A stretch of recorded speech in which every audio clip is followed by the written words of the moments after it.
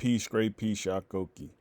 So here is my grandfather, my mother's father, and I was doing some research on his biometrics, and this is what I found. Right, he shares desert Australid with the mayor of Chicago, Brandon Johnson. So I know I'm related to Brandon Johnson. I just don't know um, from what generation, but I know he's a Roundtree. He has to be a Roundtree because he's from Chicago. So and these are pretty much the phenotypes for those people, right? You got Desert Australia, right? That's Brandon Johnson's side, right? Um, these are how the women look right here, and this is how the women look for the Bokit, right? And I don't know where they at. Okay, they're oceanic people. All right, so that's interesting, right? And then you got the Vikings, right here.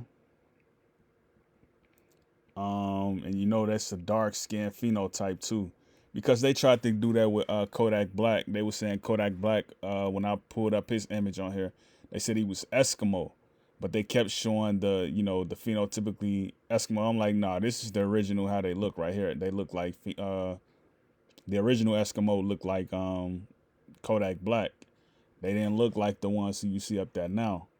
You see what I'm saying? So you got to know that all the people who have light skin, the original phenotype are the people who they come from. Um.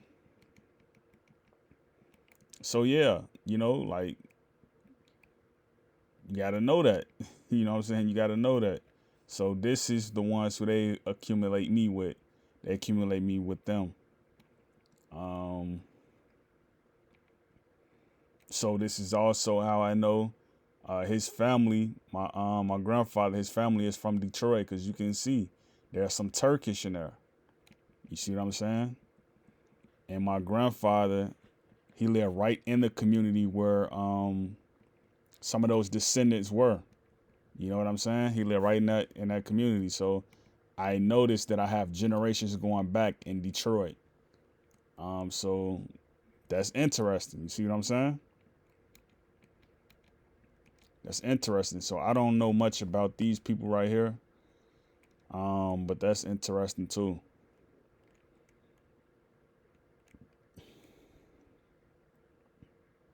So this is how the South Australia look, okay, as opposed to the North.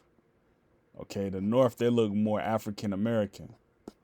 The South Australia, they kind of look a little different. Okay. So he pretty much, my grandfather, his side is pretty much Australian. So, and I noticed that when I upload his father photo, they say his father is like a South Andaman. So the South Andaman is like in India. Um, so that's like the jaw rod of Sentinelese. That's where it pop up in my DNA at. You see what I'm saying? That's where it pop up there. So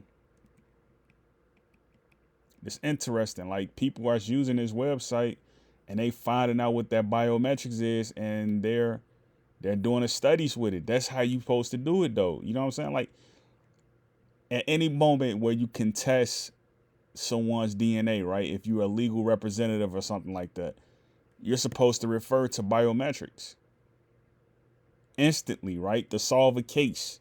You instantly supposed to go to that. You know what I'm saying? Like, what is the nature of this person when they commit a crime like this? You see what I'm saying? Like, you instantly supposed to go to biometrics. It's not an if, an and, or a but. You know? And when they try to play you for a fool, that's when you know you got them. Straight up. That's when you know you got them, when they try to play you for a fool. Straight up. Um, yeah, but I like this right here. I like this, man. I like this. And you can kind of see at the top right here who are all the people who are coming through uploading their information. You know, you got some Sudanese here, you got some Kenyans here. You see what I'm saying? They coming through. They coming through and they uploading their info. See, South Sudanese, they ain't here deep. So, you know what I'm saying? It's like, let me see, one, two, okay. They in here deep. Um, yeah, I like this, man. I like this. I like this. Cause you can find out who you are. You know what I mean? You can find out who you are. I miss my grandfather, man. I miss him, man. I wish like I could have sat down with him and had more discussions with him up until he passed away.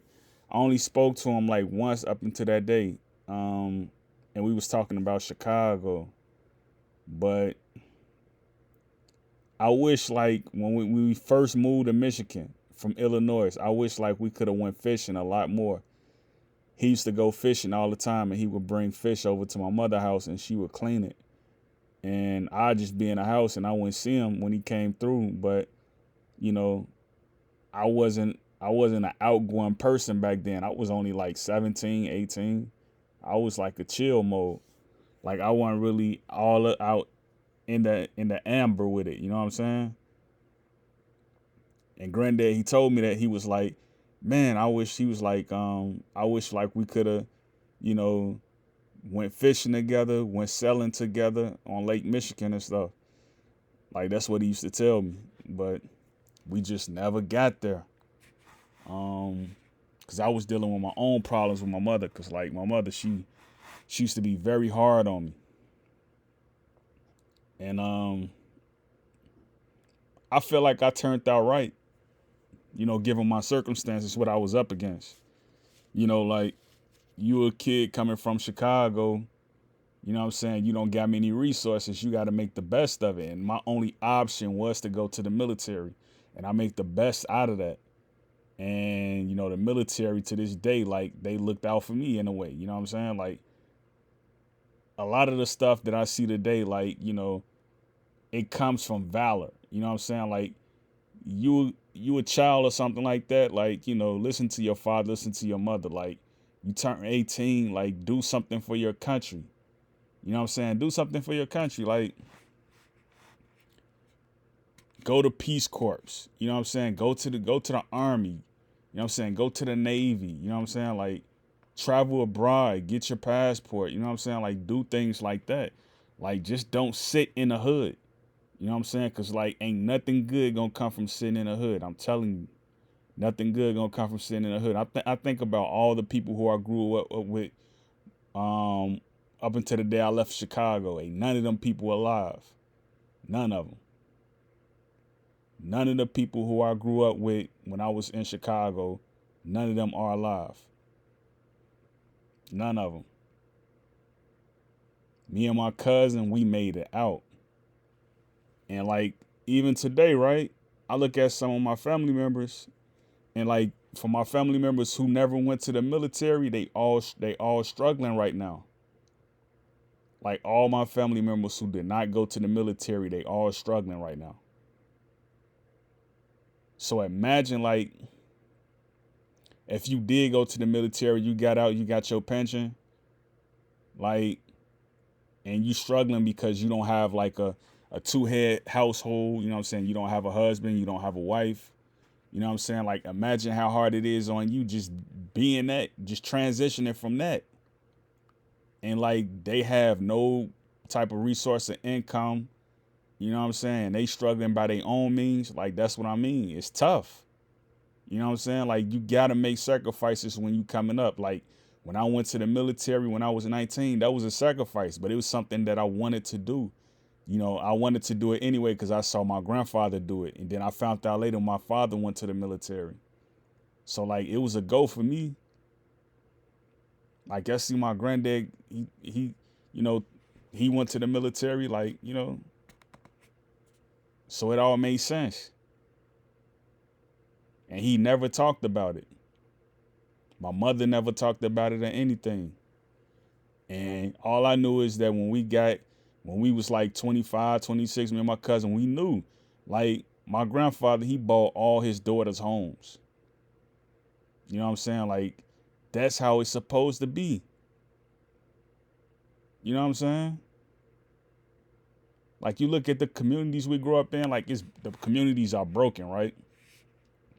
All these people in these pictures right here, they have a origin, from where they come from, all these phenotypes, right? Like, imagine you come from a place, right, and you able to say, I'm from there. Like, a lot of African Americans don't have no sense of national origin about them. Like, they have no sense of nationality, no sense of staunchness. You know what I'm saying? Like, I know when I was growing up, I used to love like looking at I used to love like looking at the Germany documentaries, because they used to always talk about the world wars, and I never understood it. You know what I'm saying? Because I knew like it was kind of like brandish, how the way they kind of put it out, like, you know, the way they tried to make Hitler seem and stuff like that. Like, I used to love how they used to make the Germans look. You know what I'm saying? I used to love that. Cause the way they used to look at the people who was on the land, like the way they used to look at them, it was like, man, you messing up our land. And once you got to the end of the documentary, you thought like, okay, this is about to be refreshing. You know what I'm saying? They about to get their land back. That's how you looked at it. And I always used to think like, okay, America gonna be like that one day when we finally get everything back that we owed. And you think like your grandfather, your grandmother went through this up into their 80s, up into their 90s, you know, and you notice that nothing changed. And you notice and you live in that right now. So then in a sense, like the money don't mean nothing. If you don't have a sense of, I can walk down the street and feel free. If you don't have a sense of that, it won't mean nothing. Money won't mean nothing. If you don't have a commonality with your neighbor, money won't mean nothing. I'm telling you, it won't mean nothing. So in a sense, either we're making the wrong type of people who are living amongst us, or we're just not being hard on ourselves. It's like either one of the or. And I think a lot of people starting to realize that, like, you know, this DNA stuff is going to take us somewhere. Like the man who you procreate with, the woman who you procreate with, it matters. You know what I'm saying? It matters. It's just not a sense of you just doing it just to do it. No, it matters. You got to choose the right mate. You just can't be laying up with any person and expect that it not being pre-planned is going to come out right. No, it has to be pre-planned. You see what I'm saying? It has to be pre-planned. So, you know, I don't know, man. I don't know.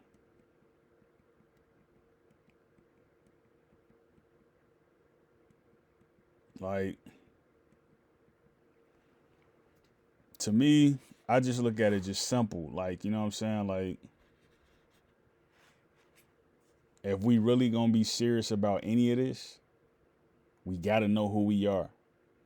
And you know, this website is just one of the tools that we can use. Like, you know, donate to it. You know what I'm saying? Like, make sure it gets better. Make sure it improves. Make sure other people come along who are in tech and they make similar sites like this. You know, because we're engineers. We support trends. We're engineers. We support trends. We put stuff on top. We make stuff hot. We make stuff beginning anew. You feel me? That's what we do. Great peace, Yakoki.